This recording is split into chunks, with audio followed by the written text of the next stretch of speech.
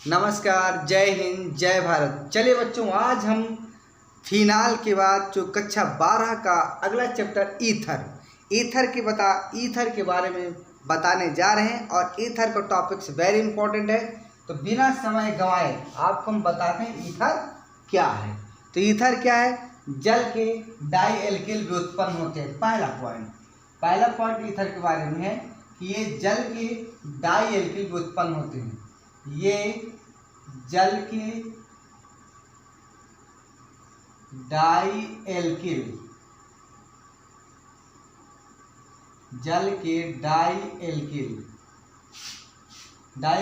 व्युत्पन्न होते हैं। ये जल के डाई एल्किल व्युत्पन्न होते हैं। पहला चीज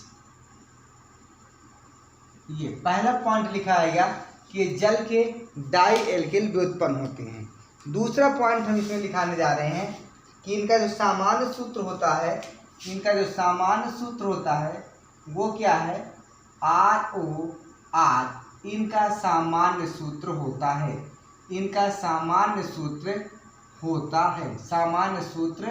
होता है।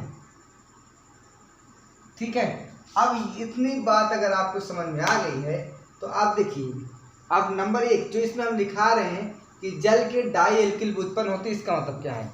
कि मतलब अगर इनमें ये जल का जो हाइड्रोजन होते हैं ना, उन दोनों हाइड्रोजन परमाणुओं का प्रतिस्थापन कर देने से ईथर का निर्माण होता है। जैसे मान लीजिए आपके पास क्या है? आपके पास H2O है, H2O। अब H2O को हम क्या लिख सकते हैं? HOH लिख सकते हैं। ये H2O है आपका, ठीक है। अगर इस पर आप एल्केन की मान लीजिए CH3 और CH3 की अभिक्रिया करवा देंगे तो बनेगा क्या? यहाँ से दोनों हाइड्रोजन परमाणु निकल जाएंगे आपके, और ये जो आपके एल्किल ग्रुप हैं दोनों H की जगह जुड़ जाते हैं। मतलब CH3O CH3 ये आपका निर्माण हो चुका है। तो ये आपका ईथर बन चुका है। इसी को कहते हैं ईथर। ये आपका क्या बन चुका है? ईथर। ठीक है। दूसरा, इनका सामान्य सूत्र ROR होता है। ROR का मतलब, यहाँ R क्या है? R का मतलब होता है एल्किल ग्रुप। क्या होता है? एल्किल ग्रुप, एल्किल समूह होता है ये। ठीक है। एल्किल समूह का मतलब जैसे ये क्या क्या हो सकते हैं? CH3 हो सकता है, C2H5 हो सकता है, C3H7 हो सकता है।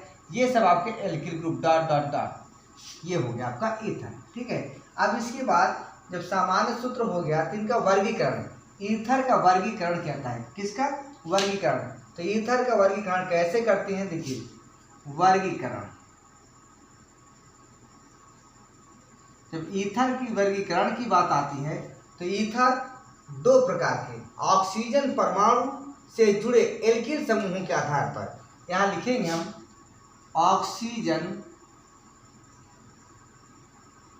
ऑक्सीजन परमाणु से जुड़े एल्किल समूह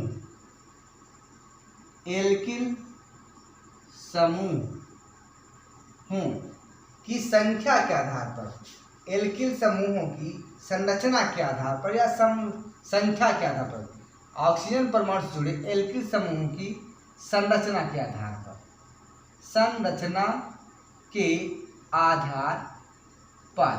तो यहाँ पर दो प्रकार के हो जाते हैं। नंबर 1 आपका हो जाएगा सममित ईथर और दूसरा हो जाएगा असममित ईथर। तो यहाँ से हम लिखते जा रहे हैं सममित ईथर। पहला लिखते हैं सममित ईथर। क्या लिखेंगे भैया? सममित ईथर।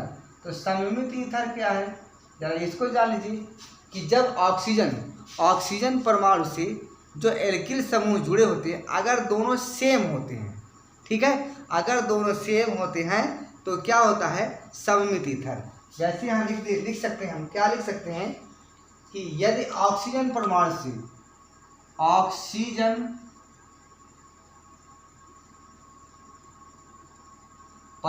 से जुड़े एल्किल समूह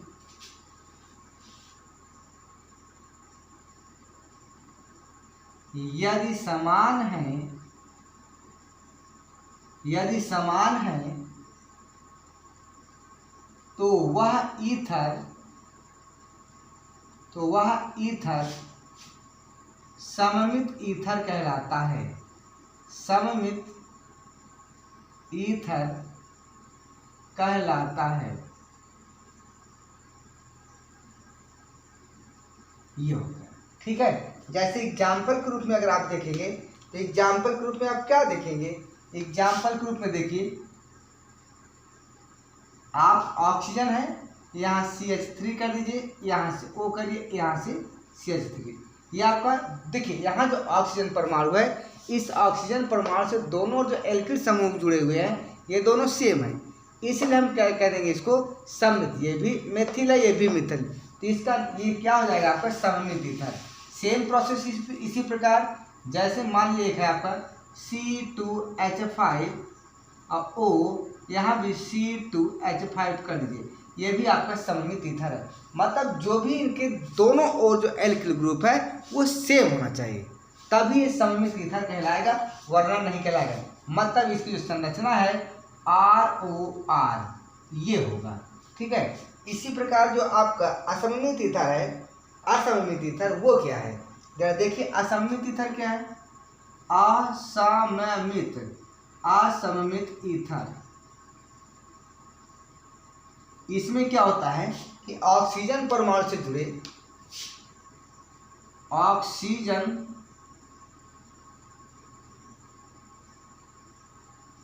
परमाणु से जुड़े दोनों एल्किल समूह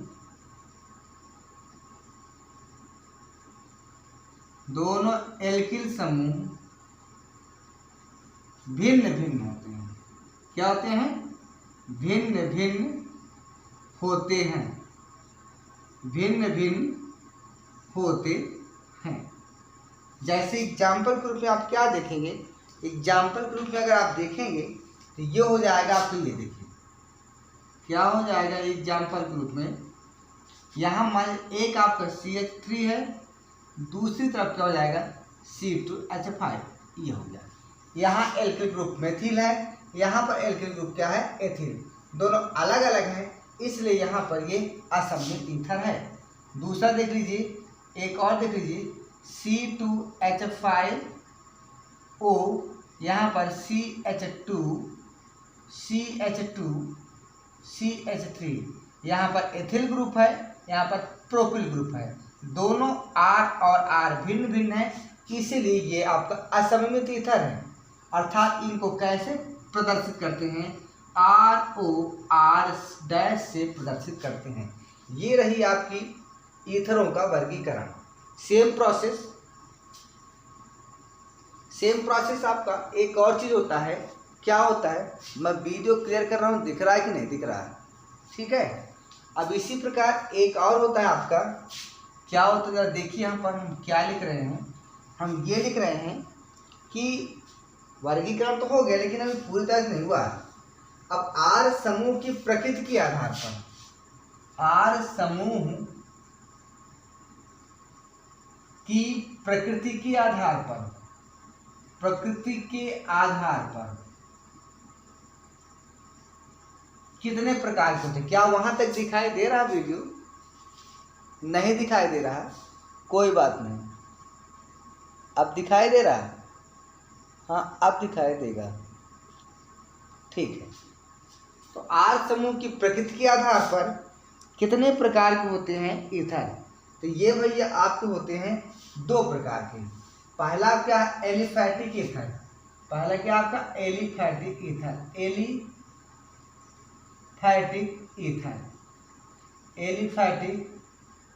ईथर। तो ये क्या होते हैं, एलिफैटिक ईथर में क्या होता है, ऑक्सीजन परमाणु से जुड़े दोनों ओर जो एल्किल ग्रुप होते हैं, केवल एल्किल ग्रुप होना चाहिए बस।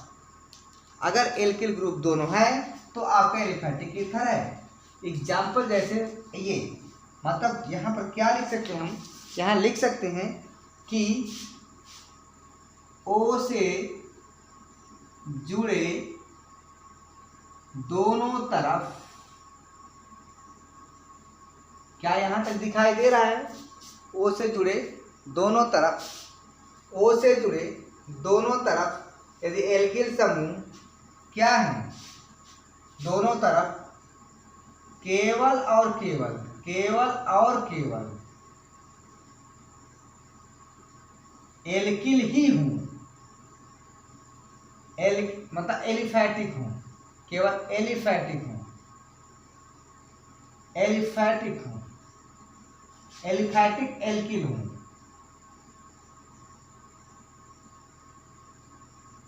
तो वो आपका एलिफैटिक ईथर कहलाता है। जैसे एग्जाम्पल के रूप में देख लीजिए आप क्या लिख सकते हैं, यहाँ पर एग्जाम्पल के रूप में लिख सकते हैं CH3O CH,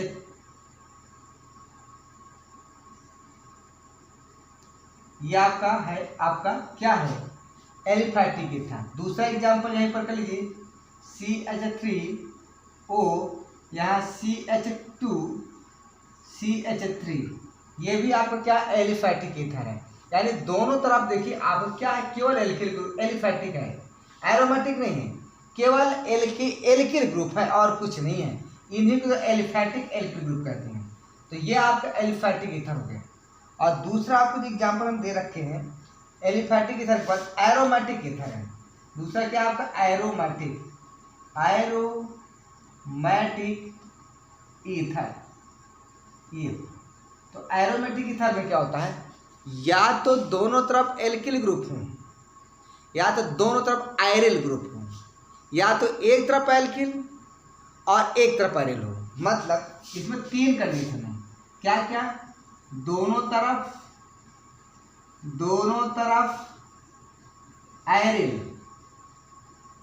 हो, या दोनों तरफ या एक तरफ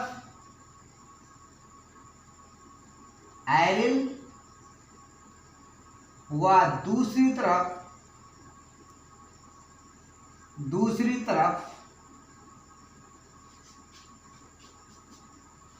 एलिफैटिक आयरिल समूह,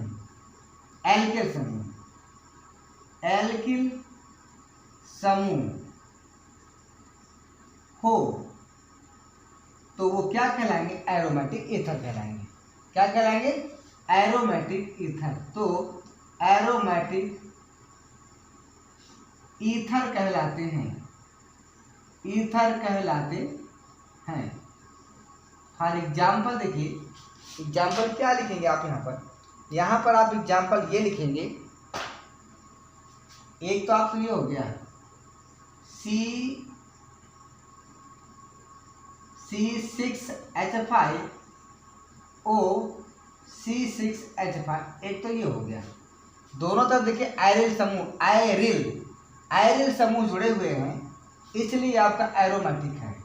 या दूसरा हो सकता है C6H5O और यहाँ पर CH3।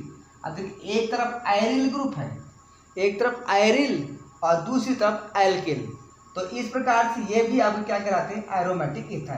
तो इसका स्क्रीनशॉट लीजिए। उसके बाद हम ईथर का IUPAC नाम बताने जा रहे हैं, तुरंत स्क्रीनशॉट लीजिए। हम इसके बाद तुरंत ही ईथर का IUPAC नाम बताने जा रहे हैं। वीडियो अच्छा लगे तो लाइक भी करिए, सब्सक्राइब भी कीजिए, शेयर कीजिए।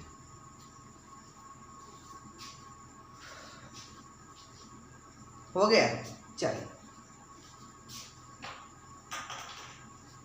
हम इसको मिटा रहे हैं, ध्यान रखिएगा।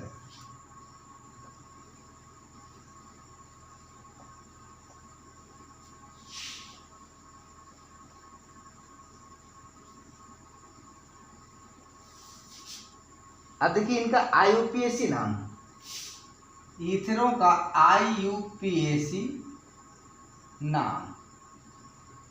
तो IUPAC नाम में क्या करते हैं, इनको साधारणतः एल्कॉक्सी एल्केन कहते हैं। क्या कहते हैं, एल्कॉक्सी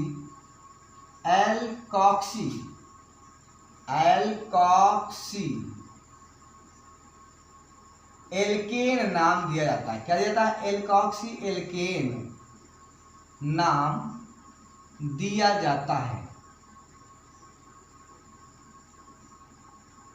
ये ठीक है। जिसमें से एक चीज ध्यान रखिएगा, जो बड़ा वाला एल्किल ग्रुप हो, बड़ा वाला एल्किल समूह को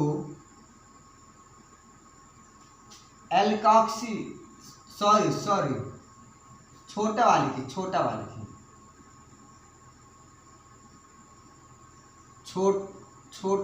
जो समूह होता है, एक बार गलती हो गई ना, छोटा वाला एक समूह को एल्कॉक्सी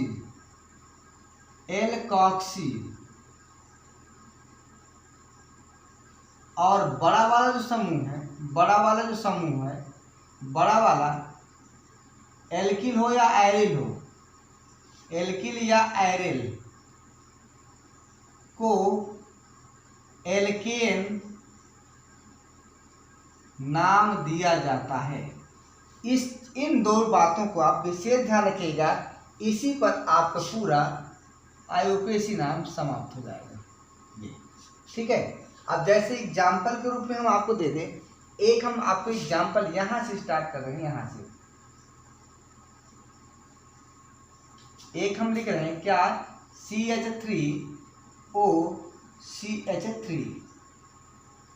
अब यहाँ पर देखिए, चाहे इधर एल्किल ग्रुप मान लीजिए, चाहे इधर मान लीजिए, एक तरफ एल्कॉक्सी बोलिए, तो यहाँ से एल्कॉक्सी हो गया, ये एल्केन, तो एल्कॉक्सी में क्या हो जाएगा, एक मेथेन है तो मेथॉक्सी हो जाएगा। क्या हो जाएगा?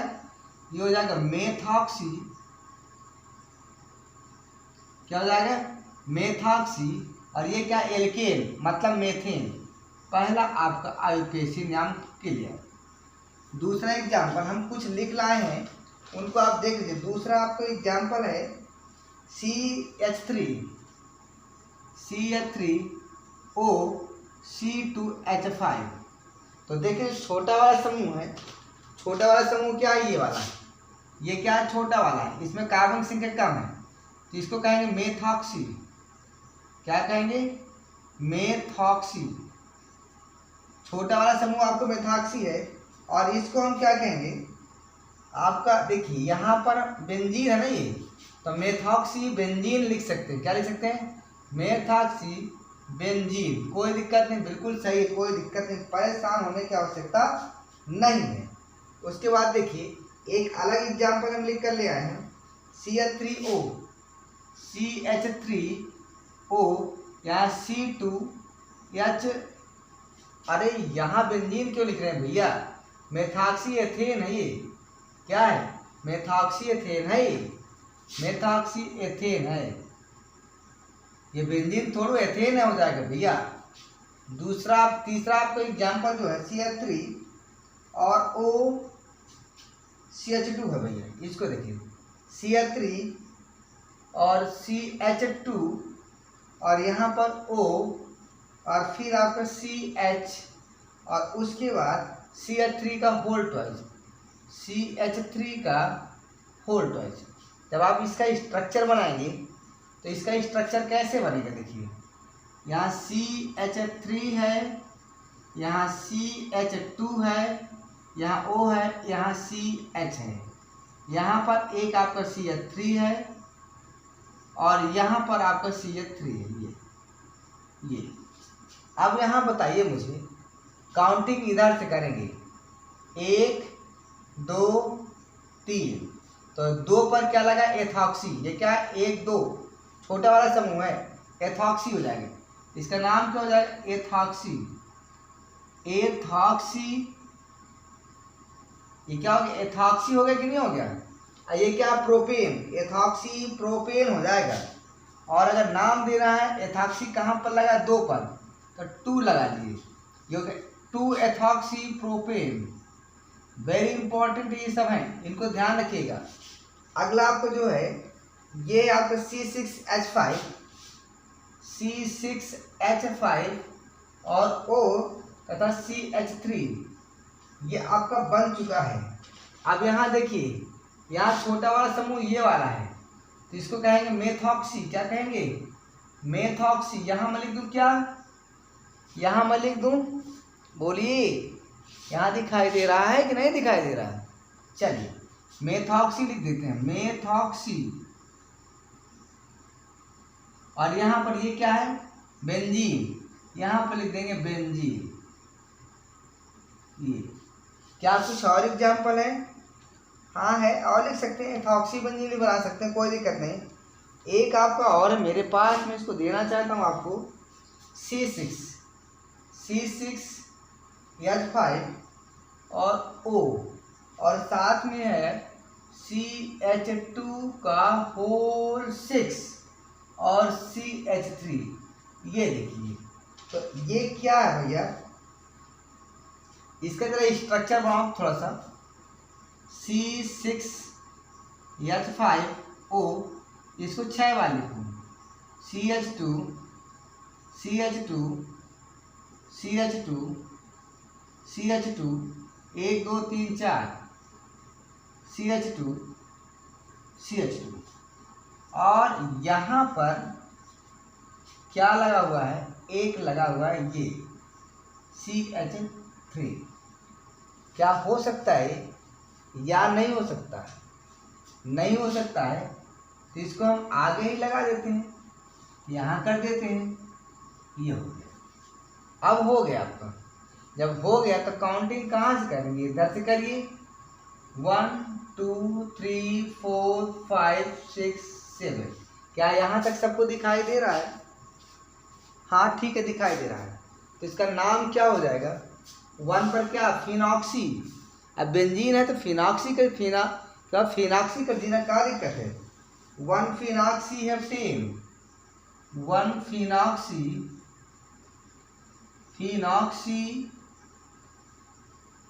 1 2 3 साथ है हेप्टेन। क्या आ जाएगा? हेप्टेन।